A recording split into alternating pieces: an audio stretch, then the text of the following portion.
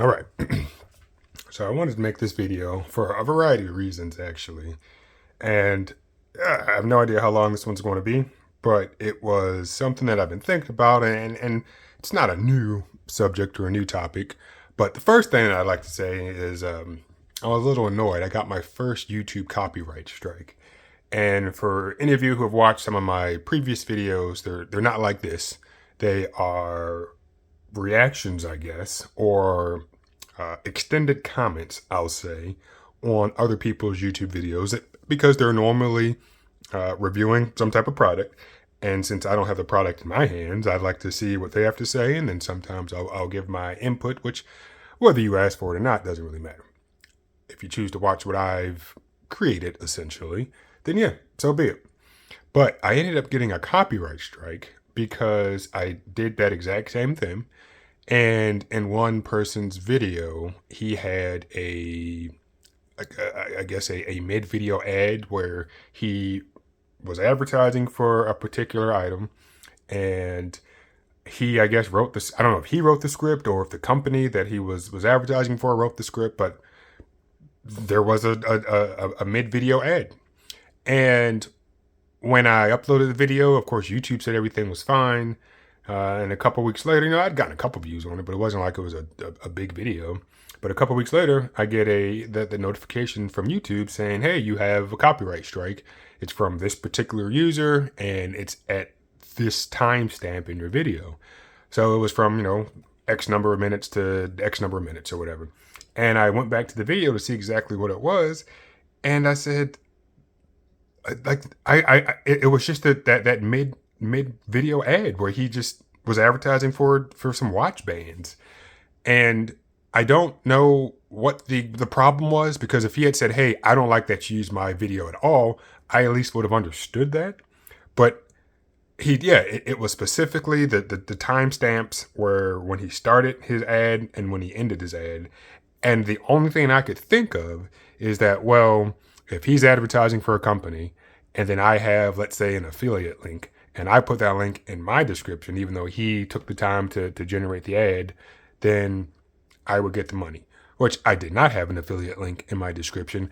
And if that's the problem, I would have been more than happy to copy his affiliate link from his page and put it in the description of my video, and it wouldn't have been a problem. But he didn't reach out to me, and it's not the end of the world in terms of a YouTube copyright strike. But at the same time, it kind of feels like it's a more guilty until potentially proven innocent thing, because the video gets taken down. And had it been a popular video, yeah, I would have been pretty upset that I would have potentially lost revenue, which, again, I'm not monetized or anything. So it's not that big of a deal. But for me, it more is, I don't have a way to defend myself in terms of, hey, YouTube, I don't think that should have happened. And there is the process of doing it, but the video has already been taken down. And then the first thing YouTube suggests is you reach out to the person who submitted the copyright strike. And I did. And of course, I didn't hear anything back.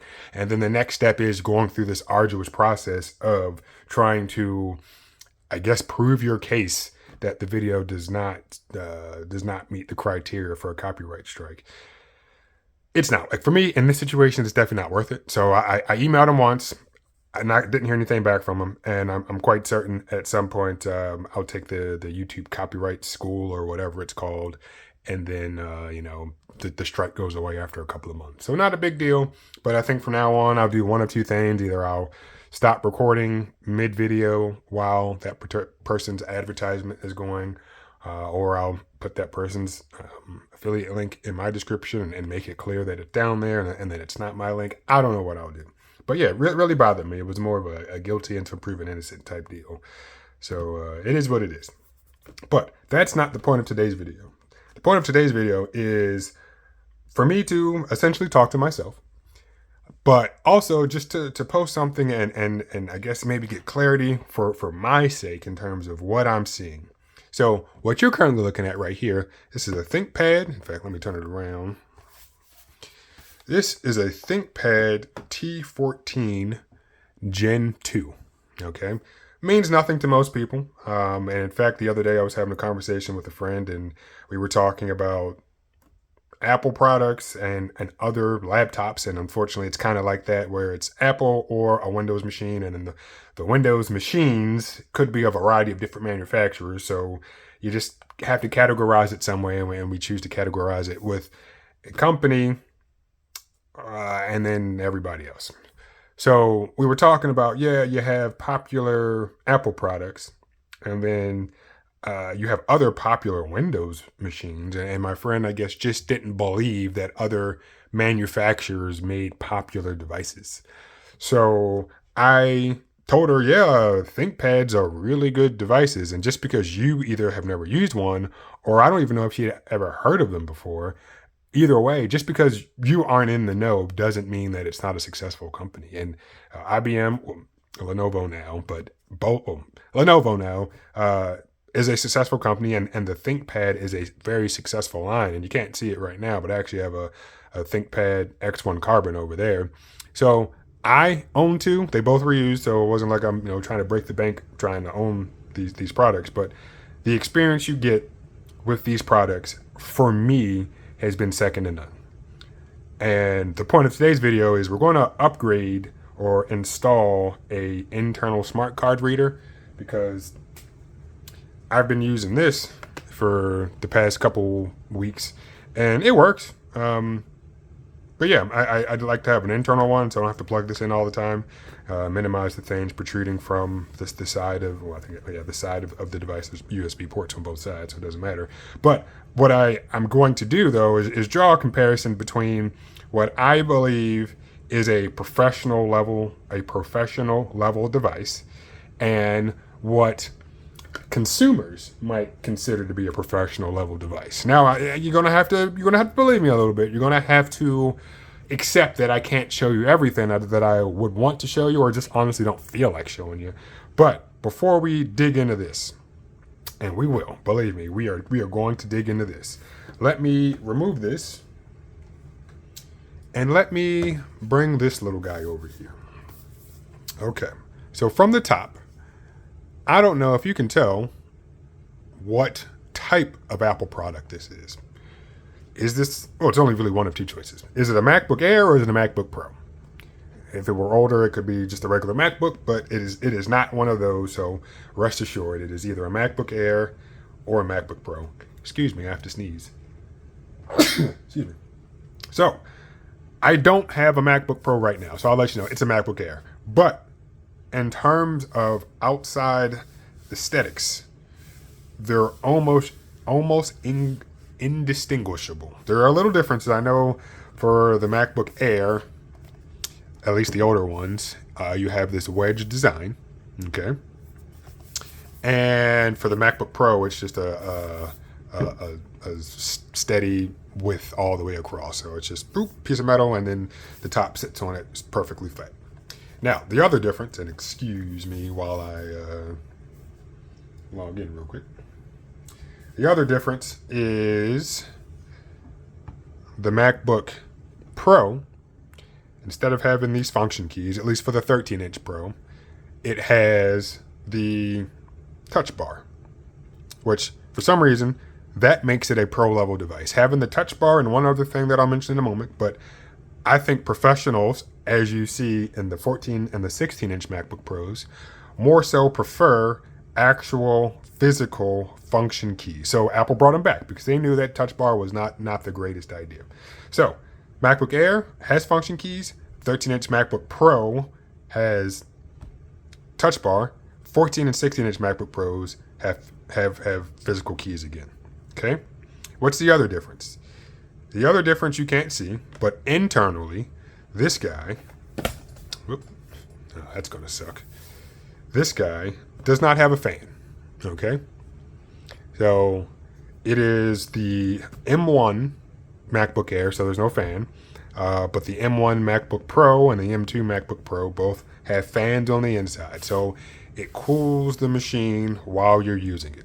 So as a touch bar is a fan, are those the two distinguishable things that say, hey, this doesn't have those, so therefore that is not a Pro, which I assume Pro is short for professional. Those two items make it a Pro level device. Now, Is this important? Absolutely not.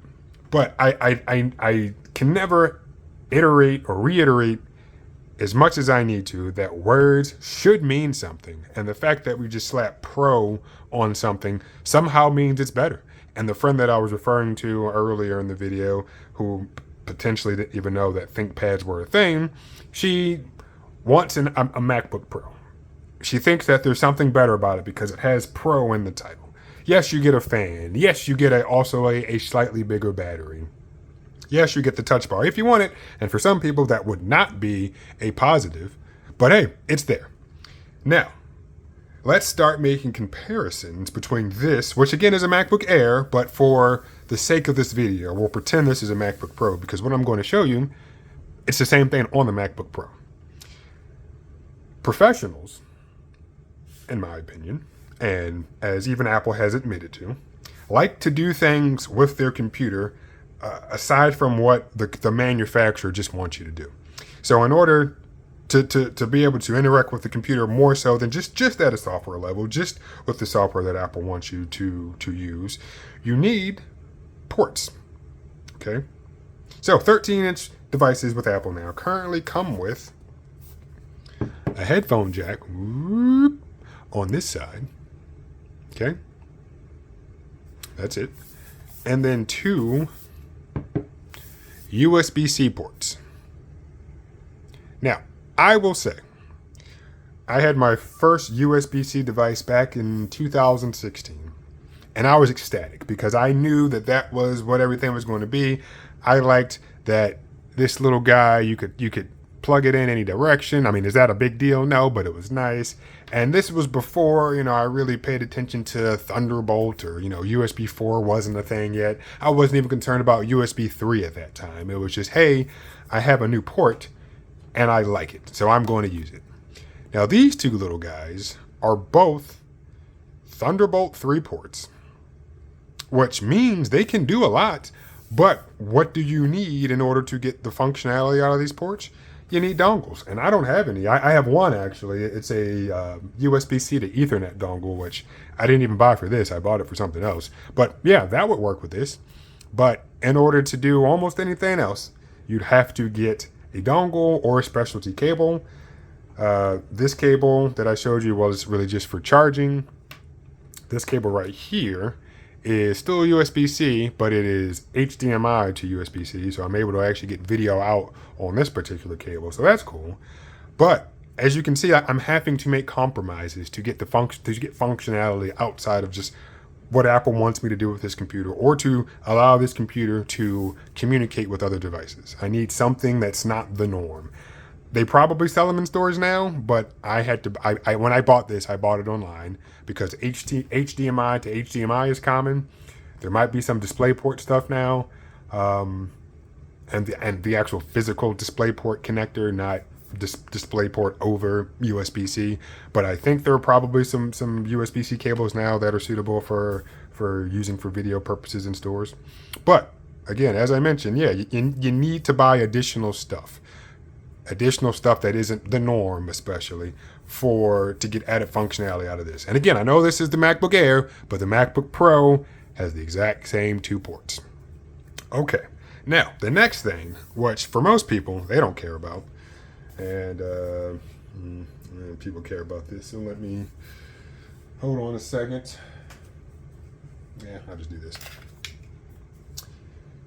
I don't know if you can even see it. Yeah, I'll just cover up the serial number because, yeah, why not? So, most people, slide it down so it's in frame. If you wanted to do something with your computer, and I keep reiterating, this is the MacBook Air, but it's the same thing for the 13-inch MacBook Pro. I do not know for the 14-inch and 16-inch versions, but I would bet money that it's the same. In order to open this, which is standard, you have screws. Okay? And there's 2 over there. What type of screw head would you think would be a suitable screw head to get into literally anything? And in this case, a computer. You would assume, hey, let me just go to my drawer and maybe, these are small screws. I'll get something that I use to repair my eyeglasses. So my eyeglasses here, look, they use a Phillips head. that is something that I should be able to use, or have a Phillips head. So I should be able to get a Phillips head screwdriver in order to open this. And spoiler alert, that is not the case. Okay? So on a professional device, they expect you to open it. They expect you to do things on the inside. They expect you to expand upon the item that you purchased. They expect you to even potentially repair the item that you purchased without having to send it back to them. What do you have to use in order to open these particular screws? Pentalobe screwdrivers. And if that's familiar, which for most people it probably isn't, excuse me, the first place that I saw a Pentalobe screwdriver and I was like, what the F is that? Was on everybody's, in this country's, favorite phone. Okay? So those are Pentalobe screws. So in order to open your iPhone, which I haven't done in quite a while because Apple has made the process close to impossible without their intervention, you need a Pentalobe screwdriver to open your iPhone. You need a Pentalobe screwdriver to open the Mac. That's extremely disappointing. You know, it really is. So fortunately, our good friends over at iFixit, they have a nice kit that comes with, for the most part, all the screw bits that you would need. And in this case, there is a Pentalobe screwdriver in here. In fact, there are two different sizes, because I guess one is probably for the iPhone and one, does this fit?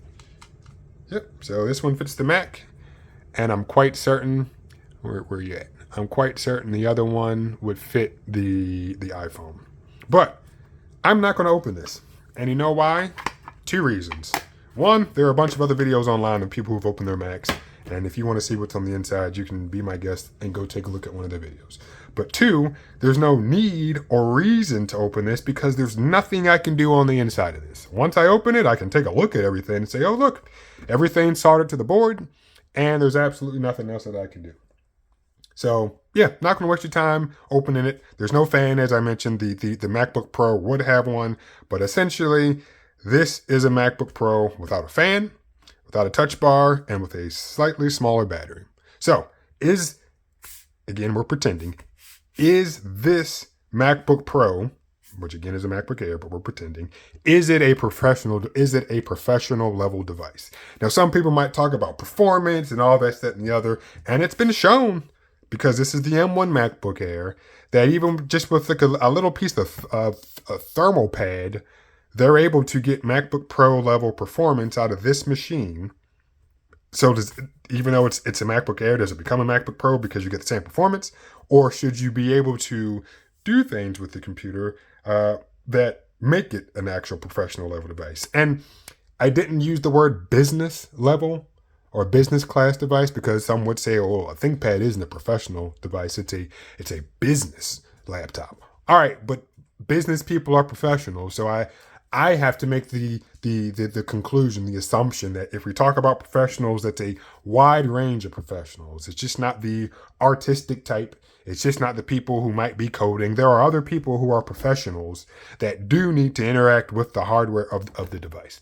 So, Pentalobe screws, that sucks. Only 2 USB-C ports. As a professional, I would say that sucks. As a consumer, I don't plan on opening this. I don't plan really on doing anything with these ports except for charging the machine. So yeah, as a consumer, this is cool. Even if this were the MacBook Pro, I would say, yeah, as a consumer, that would be cool. So let's go ahead and slide this out of the way. Keep hitting that camera. And we're going to bring in, let me straighten this camera out. Man, I really hit it that time. We're going to bring in the star of the show. So welcome back to the stage, this ThinkPad T14 Gen 2. So we are going to open this guy, but before we open it, we're going to take a look at the externals, okay? Now, I could show you the keyboard, which the keyboards on ThinkPads are nice. It's a 14-inch screen that looks nice. In fact, I will show you the keyboard before I worry about the ports. It's not a one-finger open, unfortunately. But looking at the keyboard, all right, Very nice typing experience. You got a decent sized trackpad. Your fingerprint reader, you know, you got your right and left click, the little red nipple that some people like. But what Lenovo did decide to do for some of their newer machines, especially given the state of the world right now and how many people are working from home, they decided for these function keys, which again the MacBook Pro doesn't even have, the 13-inch one doesn't even have. They put kind of default behaviors for answering calls, killing Wi-Fi, your volume, you know, things like that. Like these things are on the MacBook. But yeah, Lenovo and a few other companies said, hey, you're frequently on Teams calls or Zoom calls or whatever. Let's go ahead and you know, just make it easier for you to hang up. I haven't really used those, so it's not that big of a deal. So that's the inside. That's the keyboard. You can't see the screen right now, but trust me, it's there and it's 14 inches. And yeah, everything that's there. So first thing, second, third, whatever number I'm on right now, this is a very durable machine, okay? That that MacBook, I feel like I have to put, you know, kid gloves on or something, or handle it like kid gloves or whatever the saying is, because I'm always worried that I'm going to break it. And even though this is not important at all, but I just like it for some reason. I'm going to put the ThinkPad over here because, but I can open it 180 degrees. When am I ever going to look at it like this? I don't know. But I like the range of motion because with the MacBook, it stops about right here. And I'm always worried that I'm going to open it too much and apply too much pressure. The fact that Lenovo allows me to open it this far, it's far further than any degree of opening that I'd ever actually use it for. But it makes me feel more comfortable. Cool. All right. So now we're going to look at the ports. Okay. And I probably could zoom out on this, but I am not going to. So let's zoom right there. Let's focus in. All right. So starting from the left to the right, we have two USB-C ports. I believe they are USB 3 point something because USB naming convention at this point is kind of confusing. So I'm just going to assume that they're 5 gigabit per second ports. I hate it, and Lenovo has gotten rid of it, but they do have their little proprietary Ethernet port right there, which I don't know who actually uses that, but at this day and age, you can get a USB to Ethernet port that is either a USB-C port or a USB-A port, whatever. But speaking of USB-A port, we have one right here. USB-A, again, it's 3 point something, I'm not really sure. You also have an HDMI port right there. Headphone jack, which the MacBook had. And then you also have an SD card slot. So you have, just on this side, you have 2 charging methods, 2 ways to input and retrieve data, 2 charging methods, Ethernet, another way to input and take out data, another way to display stuff, headphone jack, microphone jack, and an SD card slot. On the back, I don't have the model that has it, but it looks like that would be a slot for a SIM card. So this model doesn't have one, and in fact, I've opened this before, so I don't remember if I'm able to. I don't know if there's a slot in there. I guess that's what I'm trying to get at. Just haven't paid attention. Maybe we'll see when we open it today. Okay. And then on this side, we have our fan, which again, the 13-inch MacBook Pro has, and that makes it a professional level device. We have a full-size Ethernet port, which in 2022 isn't really necessary. And like I mentioned before, I have a USB-C to Ethernet dongle. So if I needed that and I had a machine that didn't have an Ethernet port, then I was out of the screen. So Ethernet port, that would be an option. Another USB-A port. So it's nice to have one on both sides. And this is where our card reader hopefully is going to fit. Okay. And if I can tap it to focus, there it is. So that's where our card reader hopefully is going to fit. All right. Now, I'm going to pause the video because I need to go use the bathroom. And I'll be back in a moment. All right. So we're back. And I feel much better. So before we go any further, I can't reiterate or convey how important words are and their meanings, and to call something a professional level device and to kneecap it as much as I feel Apple has kneecapped their 13-inch at least MacBook Pros, and even their 14 and 16-inch ones, because what we're going to do on the inside of the machine also attributes to being able to call something a professional level device. So even though you, the consumer, might be like, well, I never want to, I buy a computer, I use it for a couple years, then I get rid of it.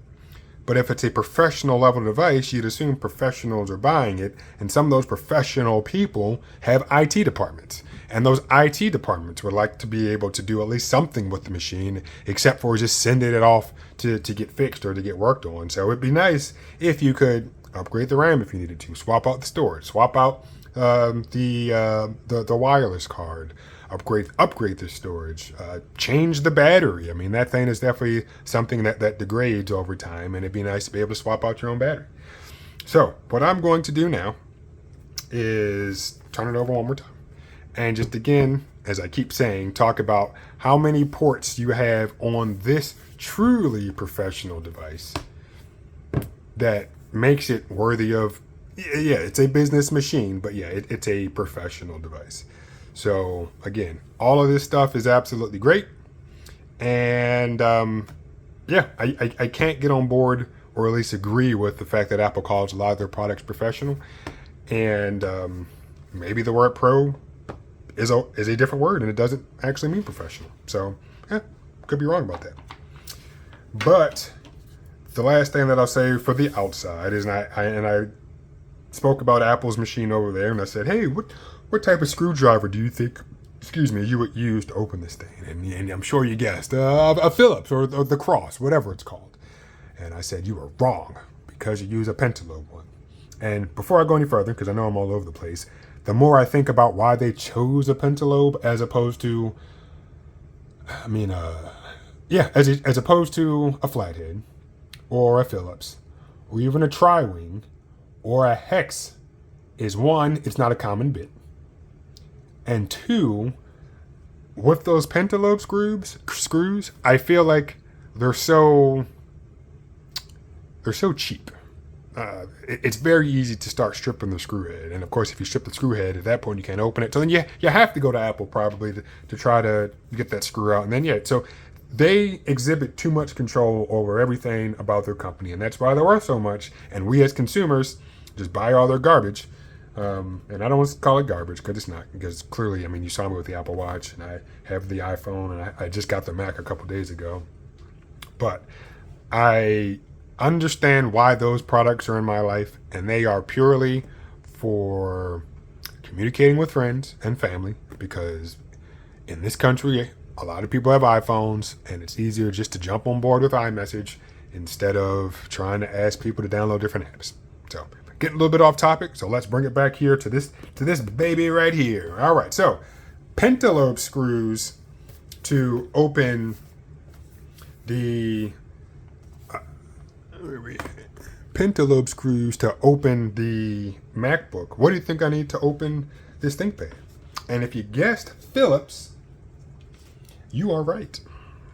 Okay, so we got my Phillips screwdriver head right here. Can we see that? Yeah, we kind of can. Angle it a little bit. Yep. So these are captive screws, meaning they don't come out of the case. And that's another nice touch for a professional or business class device, because they're expecting you to open this, and they don't want you to have to constantly worry about, oh crap, am I gonna lose my screws? So yeah, a captive screw is always appreciated. And there are, 6 Phillips head screws that need to come out. All right. And there we go. Number 5. And number 6. Okay.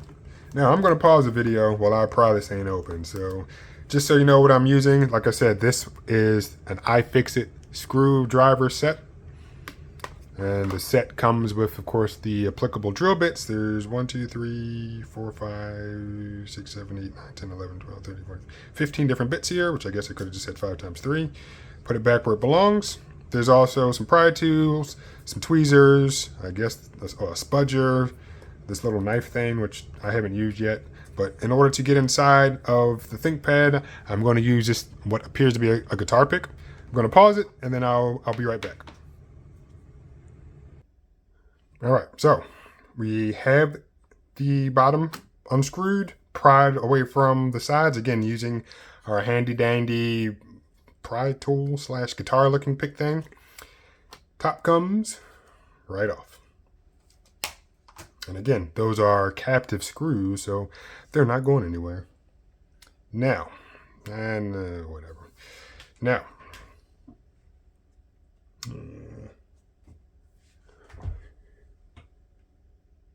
whatever. Now, what we have on the inside of this machine,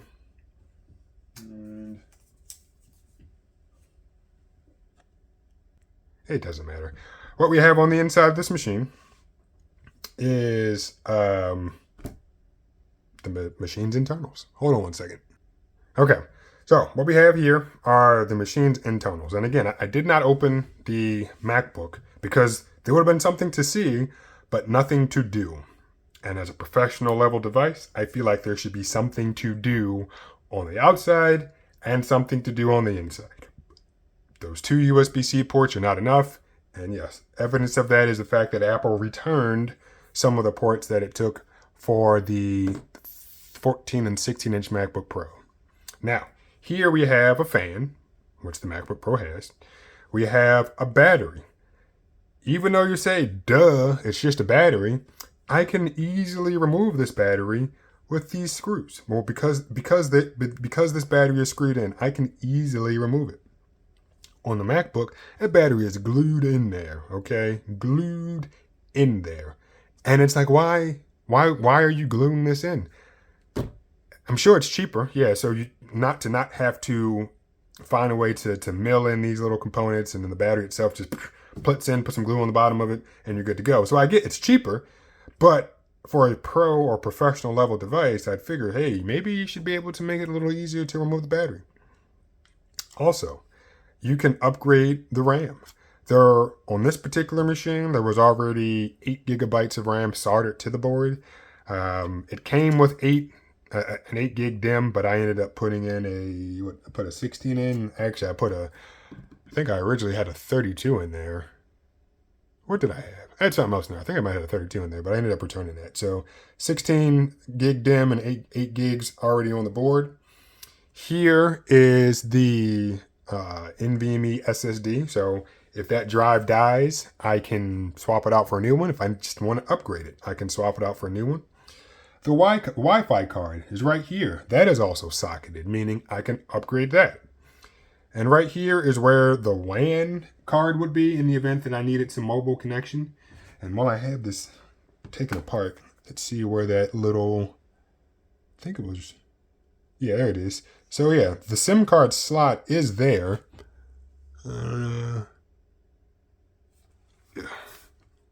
Yeah, the SIM card slot is right there. But since there's no wireless card for cellular connection, they didn't put the type of cover on there that would allow us to access it without us opening the machine. Which honestly, it wouldn't surprise me if I could just plug a SIM card in there right now anyway. It wouldn't do anything. Well, huh. Yeah, it wouldn't do anything. Well, wouldn't it? You know what? I don't know. I might give that a try at some point because now I am curious. So this wireless card allows us, yes, I would still need that. Yeah, this wireless card allows us to talk to those radios. This wireless card would allow us to talk to other carrier radios, but that would be my information. So I believe, yeah, I would still, okay. Anyway, completely off topic. But as you can see, I can do things on the inside of this computer, all right? I can upgrade things, no problem, all right? And of course, what we're missing over here is the smart card reader, which is right here, okay? So this is a professional device. Yeah, no doubt in my mind. This is a professional device. That MacBook, whatever. Costs like it's expensive like a professional device, but in terms of what you're able to do with it after you buy it, makes it so that it is a consumer level device. Okay. through and through. There's nothing you can do on the inside of that. Here I can change the battery easily, upgrade the RAM, the Nvme Ssd, the wireless card, the WAN card, a smart card reader if I needed to. Simple. There's the CMOS battery. There's a little connector over here. I don't know what this would go to. I noticed this the other day when I opened it. But yeah, I don't know what that would go to. But it's, yeah, I don't know. Maybe, I was going to say a bigger battery, but no, you won't put that there. Anyway, first thing to do when we, or before we start digging into this, we need to disconnect the battery. And that's this little guy over here.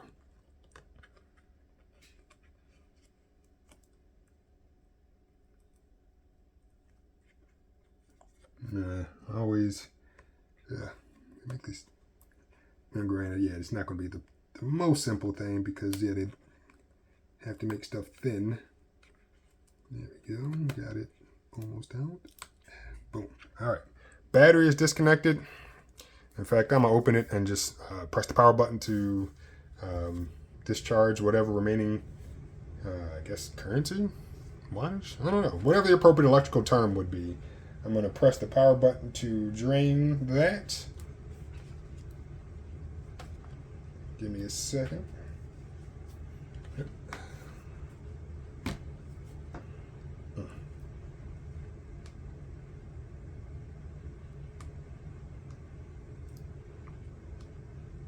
Cool. All right. So next thing we're going to do is unscrew the battery, which, again, on that stupid MacBook, you can't do. So let's, and these are not captive screws. I do know that. So yeah, it kind of sucks, but you know, again, not that big of a deal. So I'll set my screws over here. They're all the same size. And I just felt that I'm gonna go get a bigger Phillips screwdriver.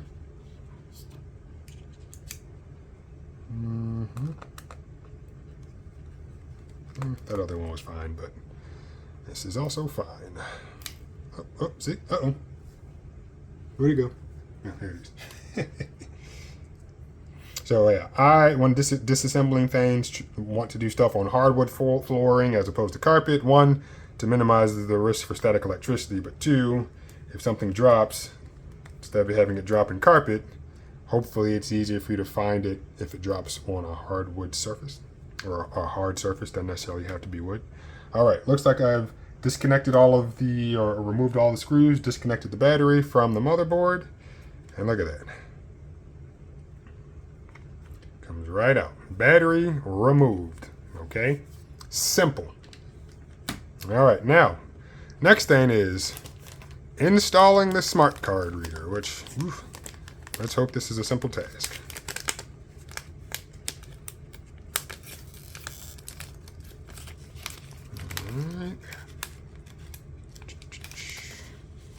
So, yeah, the anti-static bag, which is always a good thing. Got the smart card reader, which is going to go that way. And look, they, I'm glad they, they included the cable, obviously. But I just need to make sure. Yep, I can do it that way then, huh?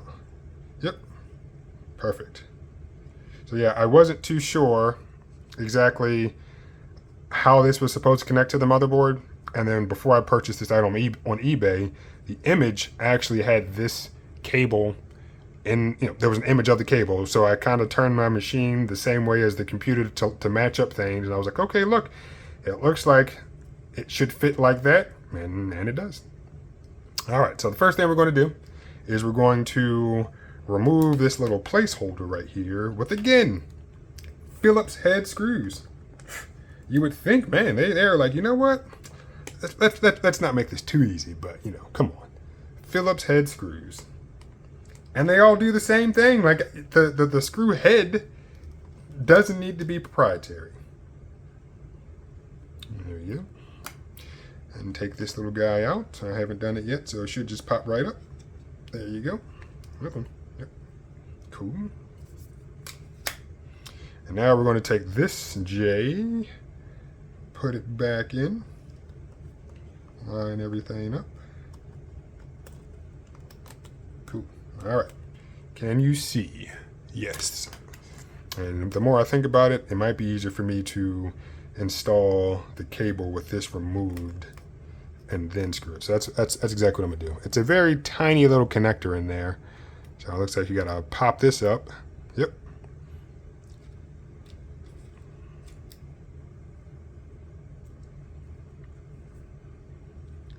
And then, sorry if it's blurry, pop this up, insert it. Yep. Insert it. Hands a little hey, look at that. Ooh, index fingers a little shaky today. Pop that down. All right. Yep, the little white strip is right there, so it looks like we're secure. I always double check, you know, like I'll pop it back up and just make sure that it can't go any further in. And yeah, it's in there. So, boom, white stripe. Yeah, it looks like I went a little further down, so cool. So now we're going to place these little guys in. All right. It's upside down. I was like, oh no, it's not far enough. But there we go. Oh no. So I put the cable in upside down.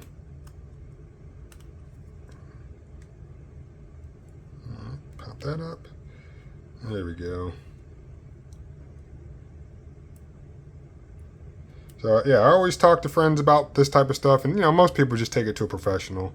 But with the exception of static electricity and, you know, dropping stuff or losing some screws, which, you know, screws are replaceable, you're not going to mess something up, okay? So like right there, I just input the cable in incorrectly. Easy fix to just take it out, turn it around. Now look at that. So I haven't connected it to the motherboard yet, but yeah, it's perfectly aligned. So I'm able to now pop this little guy up.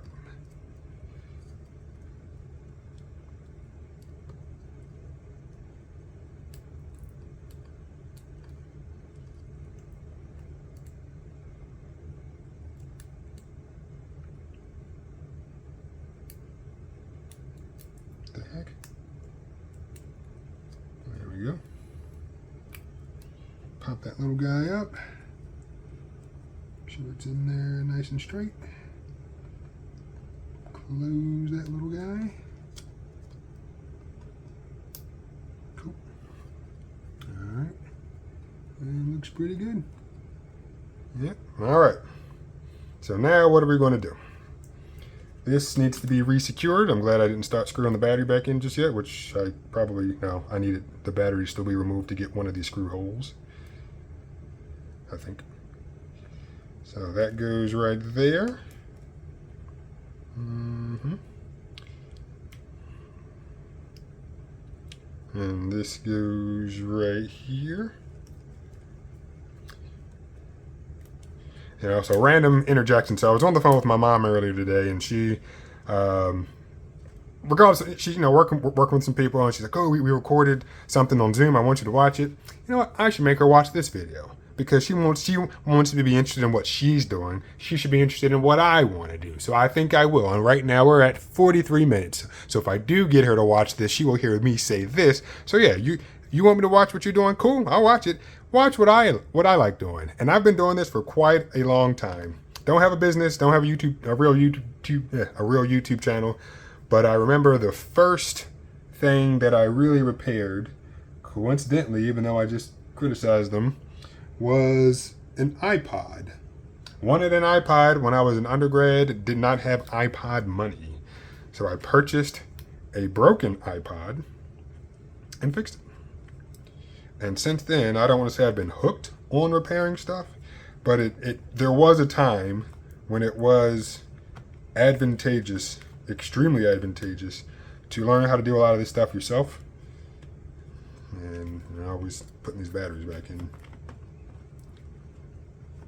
Yeah, it was extremely advantageous to learn how to do all this stuff yourself. And yeah, repair it. Something's not in right. Maybe I'm mistaken. No, looks like everything's in. All right. So what I will do is I will secure this battery, and then I will not secure the case, but I will put it on. I'll turn the computer on, and verify that it works. I still feel like this isn't quite right. I mean, all the screw holes align, so that's, you know, kind of the determining factor. But hold on a second. Kind of seems off. Something's not sitting properly. No, I think we're good.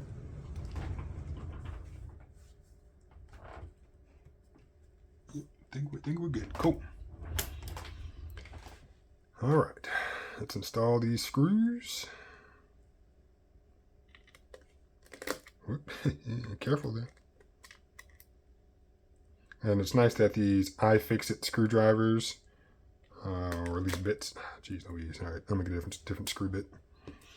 Oh, I was going to say they're magnetized, so that's good. But anytime that you need to start changing things with bits, put the screw down, pick up the new bit, and then start over. Because otherwise, you're going to drop it.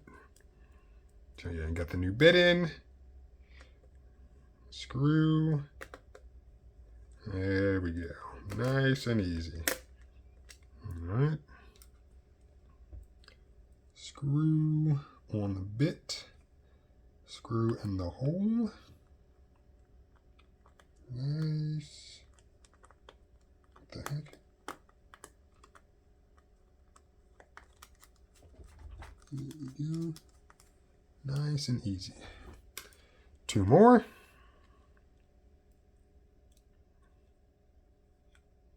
And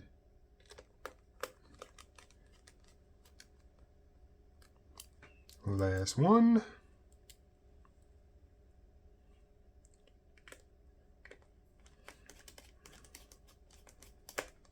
All right, cool. So this was the placeholder part for the smart card reader. Let's take a look at it from the side. Yep, nice little slot for a smart card. I'm going to just reattach the bottom without actually putting any pressure on it because I don't want to have to pry it off again in the event that something isn't working properly. Oh, see? No, almost forgot. Reconnect this battery.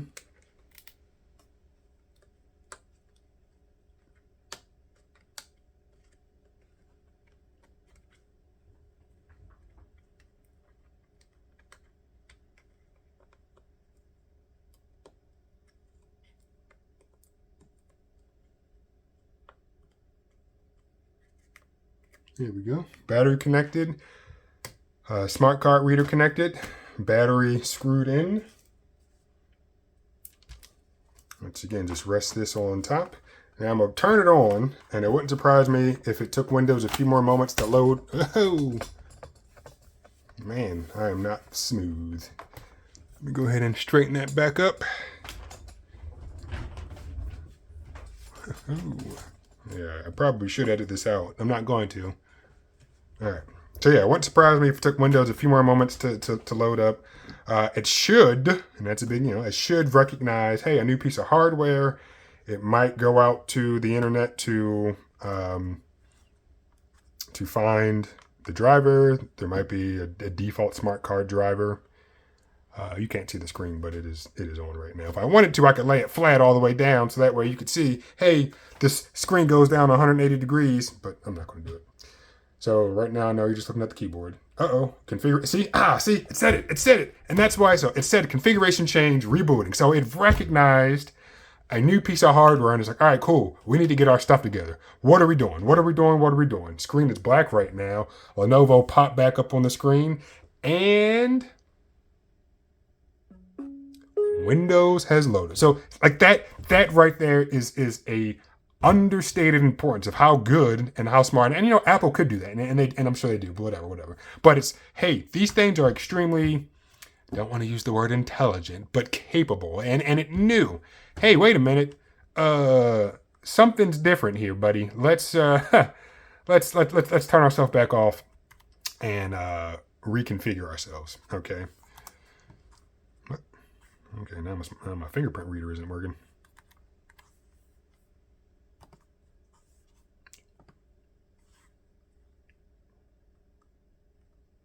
Something went wrong on their end. So, you know what? I'm just going to restart it one more time. All right, so Yeah, that wasn't supposed to happen, but it did recognize that, hey, there's a new piece of hardware in here. Now, I know some of these machines have like intrusion detection type stuff where like if you physically open the case, it wouldn't surprise me if that's affecting the fingerprint reader. But I'm just going to restart the machine so that way maybe that'll fix it. If not, then I'll just type my password in. But what have we talked about today? What have we learned? Shoot, it's been 50 minutes.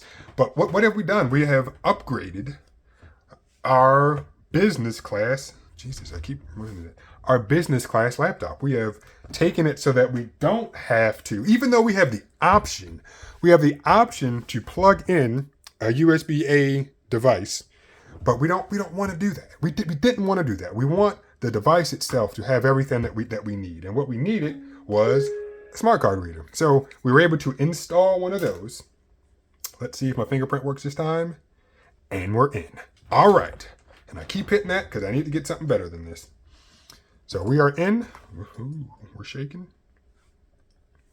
And let's see if I go to control panel.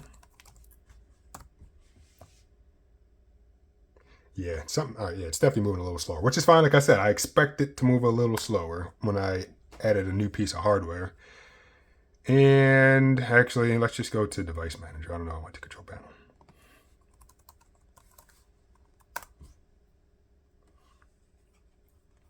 All right.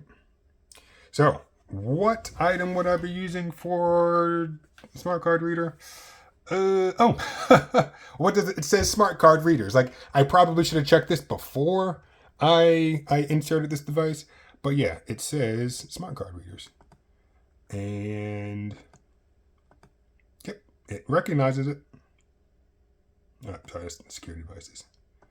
Microsoft smart card reader. All right, cool. So I'm gonna put my ID in just to make sure that it works.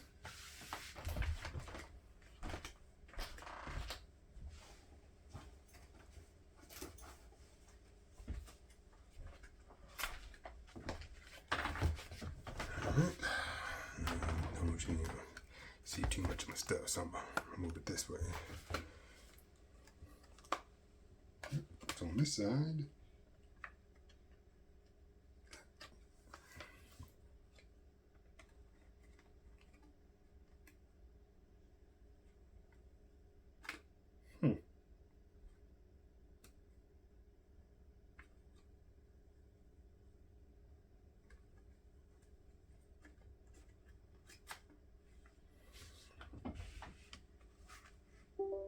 Did you hear that? It recognized it. Good. Good. All right. Let me see if I can log into a site. And in fact, before I go any further, this is going to be wonky, but I'm doing it anyway. Wrong side. Oh, sorry. All right. See, look. I feel super comfortable. And you're going to be like, what are you doing? All right. Doesn't matter. So, right here, yeah, it recognized that there's a smart card reader installed in the machine. So we are good to go. And you're like, well, what is the US? No, the USB one is right here. Okay. I'm not going to try to pull a fast one on you, but the USB one is right there. And I'll be putting that one away because now we're able to use this internal one. All right. But let me just navigate to one site real fast just to make sure that it's fully functioning. Pull that up. Pull that up. My email. Does it load? Does it load? Should be looking for a certificate.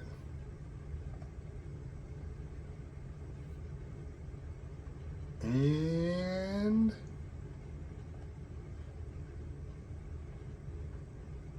sorry that you're looking at nothing right now.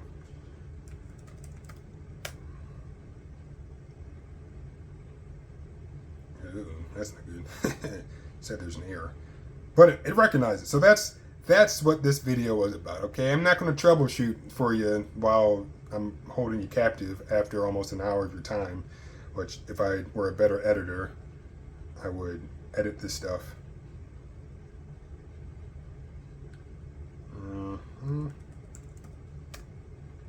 And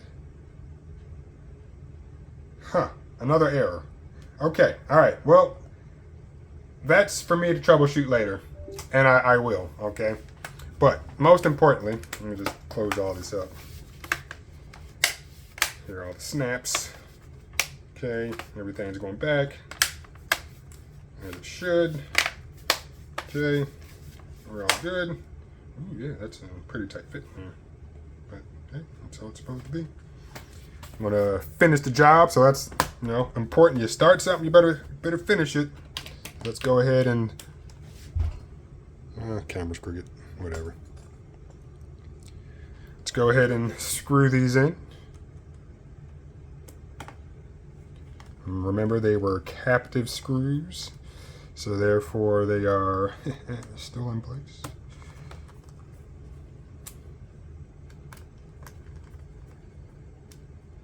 And if you notice, I'm screwing in a X pattern. Whoop. So, is that the most important thing? Probably not, but I was taught to do it that way, so I do. So, that's that. And yeah, even though it was giving me an error, Microsoft recognized the smart card, so I'll figure out why it wasn't allowing me to navigate to the site. But what did we talk about today? What did we learn today? Okay, so I'm gonna bring in the imposter. Hold on, I'm gonna get the imposter. So boom. Again, I know it's a MacBook Air, but we're gonna pretend it's a MacBook Pro because essentially they're the same thing. But this, by Apple standards, is a Pro level device. And again, what makes it Pro compared to the non-Pro item? Okay, it has a fan. All right, I guess. Cool. Yeah. It has a touch bar, which arguably that makes it not Pro, less Pro, or, you know, depending on who you're asking. Has a bigger battery, which battery capacity could make it a Pro device. But can I open it? Yeah, you can. You got to have a Pentalobe screwdriver. Once I open it, can I do anything? I mean, you can remove the battery and maybe upgrade that. Now, on the iPhone, I know when you do get a new battery, you have to contact Apple to make sure that they verify that it's a genuine Apple battery. Otherwise, you're constantly getting a pop-up on your screen. And other things might not work. I don't know. They're constantly locking things through software. So I don't know what happens if you replace your own battery on a Mac, because I can imagine that that will be an item that they will start selling on their software support site, if you want to call it that. But can you upgrade anything on the inside of this Mac? No. How many ports do you have on it? You mean they're two powerful ports, but again, it's only 2 ports. Yeah. Anything else that would make it a Pro level device? No, not really. Now, if we throw this out of here, which I'm not going to throw it out because these things here are so freaking delicate. You bring back in the star of the show, the good old ThinkPad. What makes this a business level professional device? You got the ports, all right? You got everything you could potentially, well, no, because some people want a full-size SD card, so you can't please everybody. But you got a micro SD card slot, a headphone jack, HDMI, USB-A. Don't worry about the proprietary Ethernet port. USB-C, USB-C, both of those USB 3 ports. If you need it, the SIM card slot, you got that. Which the SIM card slot looks like it's still in there, it's just you can't access it from the outside. Come to the other side. You got a fan, which I guess makes things professional level. Got a full-size Ethernet port. You got another USB-A. And I always cut off the Ethernet port. You got the Ethernet port. And now, look at that. Ooh. Got an internal smart card reader. All right. And not most importantly, or least importantly, but regardless of what we have on the outside, on the inside, what else do we have? To get to the inside, we have Phillips head screws. Okay, Phillips head screws. Once we unscrew those screws, pop up the top, we can easily change out the battery. We can upgrade the RAM. We can swap out the Nvme Ssd, your storage. Can swap out the wireless card. Can insert or install a WAN card. Apparently, we just found out today, we can install a smart card reader. So how do we confuse professional with Pro? Okay, this is a consumer device. And in fact, I'll be real with you. I bought this and last week, and it just arrived in the mail a couple days ago. That Mac, for me at least, and I know it's capable in terms of, you know, what the M1 can do. I'm never going to refute that the M1 is an extremely powerful chip. But how I'm going to use that MacBook, most likely, is a companion device to my iPhone, because it all starts with the iPhone. Okay, friends and family were using iMessage, so I said, well, I'm tired of staring at this tiny screen, and buying a bigger phone isn't the solution because I don't want to have to carry that around. So I need a computing device just to kind of casually do stuff around the house. It also happens to have iMessage. Why not? Now, this is going to go off topic because I hope at this point you've seen what a true professional level device is. This is a professional level device. And you know what? I'm not going to go off on a tangent. That ThinkPad X1 Carbon I have over there, you cannot upgrade the RAM. It doesn't have a full-size Ethernet port, but it has everything else. So that too is another professional device. And yeah, at this point, I hope you see the difference. I really do. And for a company that's as big as Apple and as powerful as they are, of course, it's unfortunate that we as consumers have resorted to just using words, and we allow them to just use words. So at the end of the day, this again is a professional level device. That imposter is a companion to your iPhone.